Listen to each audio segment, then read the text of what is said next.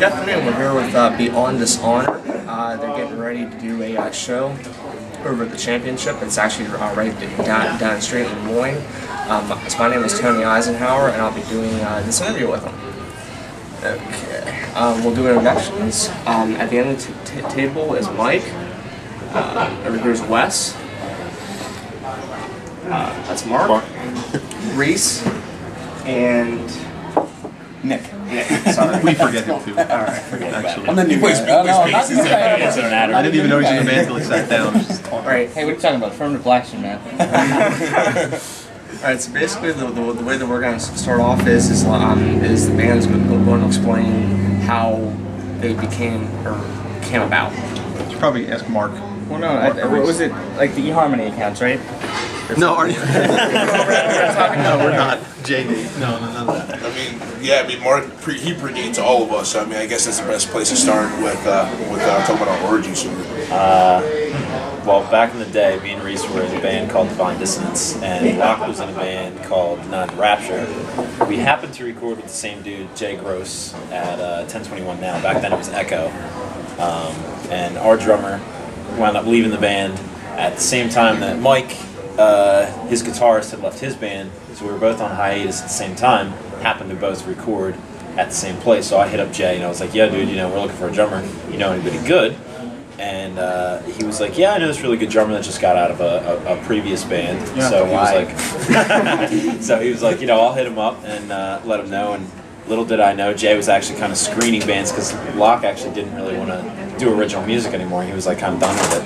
And Jay was kind of screening people that were asking. So I guess you probably told him, don't give people my number if they are. I had said I was going to be. I was in a cover band at the time. I was playing 80s cover music, like 80s metal and stuff, and I was making a lot of money. And I was going to start my own cover project, and I said, I don't want to be in original music, I'm done with it. And he was like, no, you got to keep doing it, you should keep doing it. And I said, no, and it was like this back and forth, and then he said, well, I'll keep an eye out. And so he was kind of screening bands, and then he called me, I still remember where I was, and he was like, I got this band I want you to talk to. I said, no, I don't want to do it. He's like, just for me, do me a favor, I think you'll like this guy, I'm going to give him your number. I'm like, all right, I'll talk to him. And then Mark called me, and we were like, probably about 2 hours on the phone, right? Yeah. And I just immediately liked him on the phone, because I've been around for a long time. I've been so gay. I was just saying, you talk to a lot of people that are really fucking annoying. You're talking to annoying people, and then I talked to him, and he seemed down to earth. He's like, I got a kid, I'm married, and I'm like, really? And then it started to jive a little bit, and then that was it basically. We had the no drugs, no bullshit, no drama conversation. Sounded like it would work, so we were like, yeah dude, we'll come out and jam with you. And so we drove up there, me and one of the other guitarists, Chris, at the time.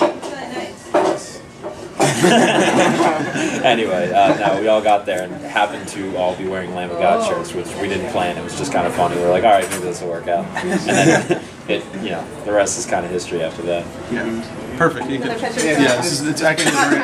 It's the most appropriate thing to do is just to put a picture down on the Bring it right in. This is what we do best. Now all you do is wear Beyond Dishonor shirts. Yeah. They can't afford clothes. No. Alright, so basically, I guess what range of shows how do you guys play that?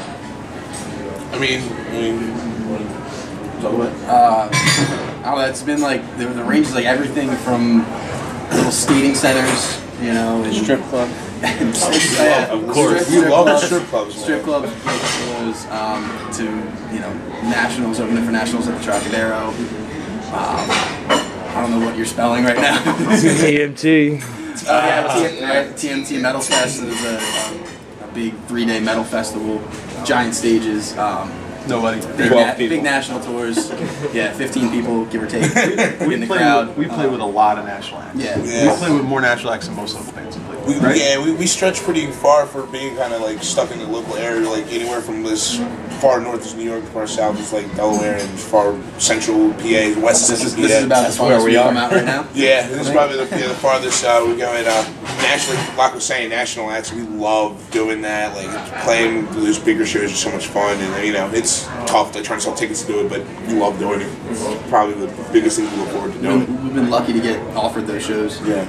We got some good connections with booking agents and stuff like that. So we're lucky enough to get the call when those shows are coming through and be able to open up. So that's awesome. Unless it's in Vineland, then it blows. No, it's like Vineland, New Jersey is like favorite for us. That gets a big X on the map. Literally, do not enter, never to return. I never had a problem there.